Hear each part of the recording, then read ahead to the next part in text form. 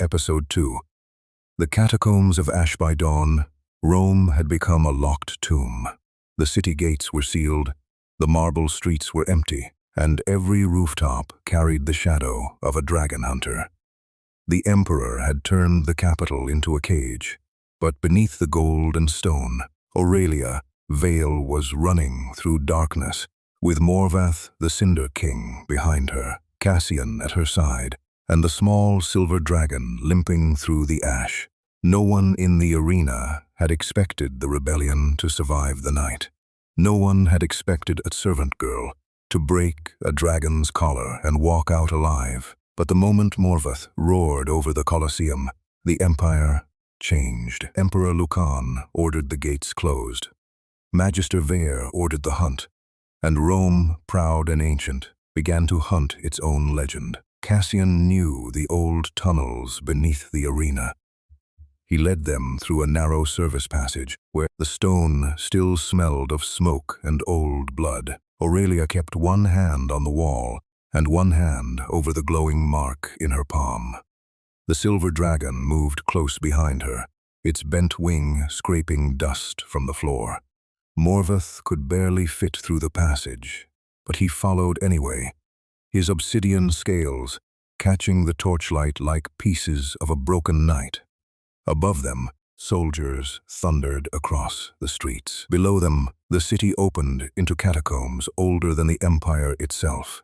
The air turned cold, the walls changed, and suddenly, Aurelia was standing before carvings of dragons and kings, of hands raised in peace, of fire shared instead of chained. Her mark burned. The first mural showed a dragon kneeling before a human. The second showed a human kneeling before a dragon. The third showed both together, not as master and beast, but as heirs to the same flame. Cassian stared at the stone and went quiet. He told Aurelia he had seen the old war, the one the empire erased. He had watched cities burn when men forgot that dragons were never born to kneel.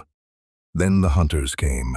Magister Vare had sent bronze-masked soldiers down into the underworld, each one carrying iron collars and silver chains, their lanterns sliced through the dark like knives.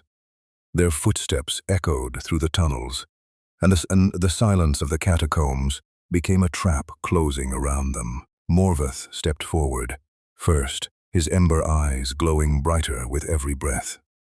One blast of white fire turned a corridor into a wall of flame and smoke, and the hunters staggered back in fear. Cassian held the rear gate with shield and spear, blocking the narrow stair, while Aurelia and the silver dragon moved deeper into the maze.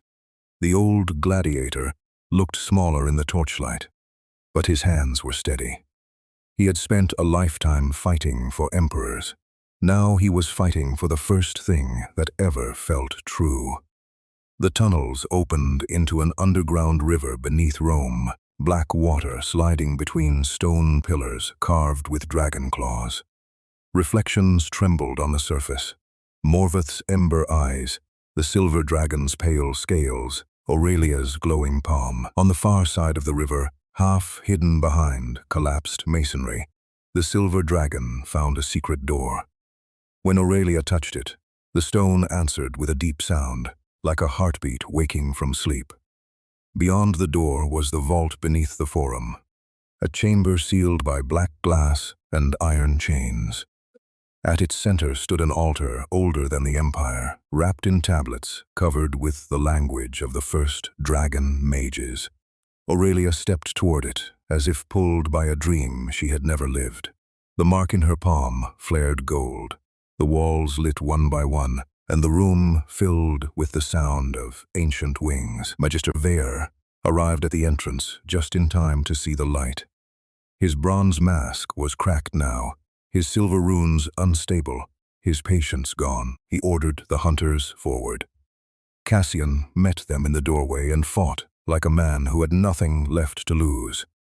Morvath answered with fire, the silver dragon with teeth and speed. And the whole chamber shook with the violence of the empire, trying to force its way into an old memory. Aurelia reached the altar.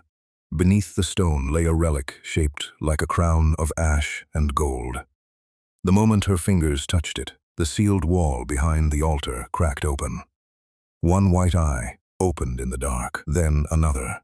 Caelith, the first flame, had been sleeping beneath Rome for centuries, chained in silence beneath the bones of the city.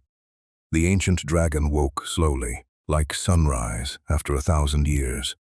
White scales unfolded from shadow, wings wide as temple roofs filled the vault. The chains snapped one after another, each break shaking dust from the ceiling. Caelith lifted its head and looked at Aurelia not with hunger, but with recognition, as if the world had finally remembered her name. Ver shouted for the hunters to bind it. His magic broke against the first breath of the first flame and scattered through the chamber like shattered glass. Above them, Rome trembled.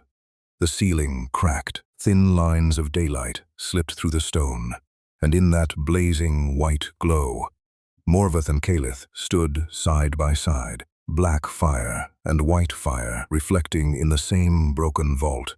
Aurelia stepped between them, her burned hand glowing with the ash crown mark. And for the first time she understood what the Empire had feared. She was not a rider, she was not a prisoner. She was the heir of a covenant older than Rome, older than crowns, older than the lies that built the city. Far above them, Emperor Lucan looked out over the sealed capital and saw dragons rising from the earth. The skies were filling with wings. The war had moved out of the arena and into the world. And beneath the city that had tried to bury its past, the first flame had opened its eyes. Rome had opened the grave of the first dragon, and the grave had opened its eyes.